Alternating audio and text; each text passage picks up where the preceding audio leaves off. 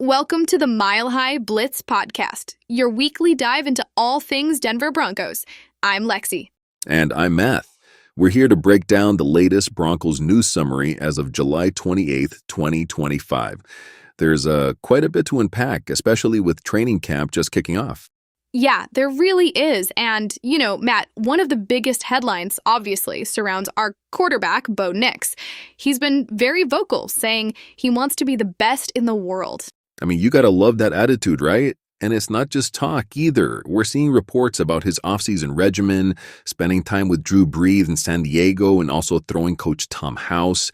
That's elite company. Absolutely. And he even addressed his ranking at number 64 on the NFL Top 100 players for 2025.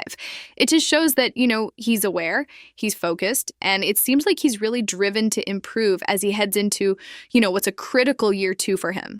Yeah, exactly. He's not shying away from those high expectations under Sean Payton. Speaking of camp, it's actually open to the public this week, which is pretty cool.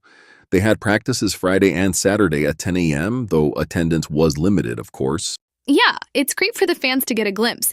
But moving on to some, potentially concerning news, linebacker Drew Sanders was carted off practice with a suspected right ankle or foot issue.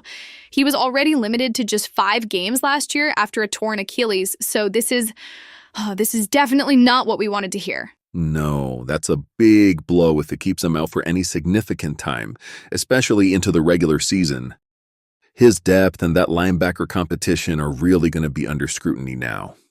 We also saw Mike McGlinchey not participating wearing a leg sleeve, so keeping an eye on that. Definitely. On a more positive note, Matt, the recent acquisition of tight end Evan Engram seems to be a home run so far. He signed a 2-year, $23 million deal in March, and he's already raving about the Broncos culture.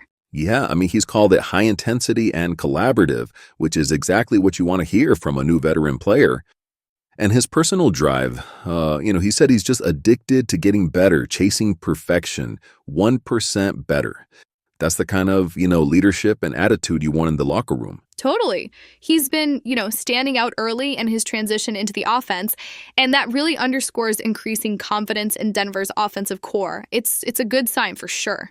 It is, though we do have to mention Courtland Sutton, who's still in contract extension limbo after his career best season. That's something to monitor as camp progresses, especially with the preseason opener coming up against the 49ers on August 9th. Yeah, that situation is definitely on everyone's radar.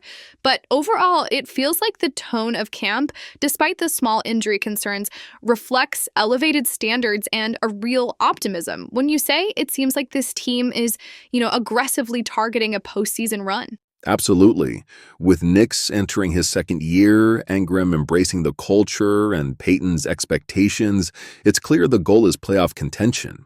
Losing Sanders hurts the defense, but the aggressive mindset is definitely there. Well, that wraps up our Denver Broncos news summary for July 28th. Thanks for tuning in to the Mile High Blitz podcast.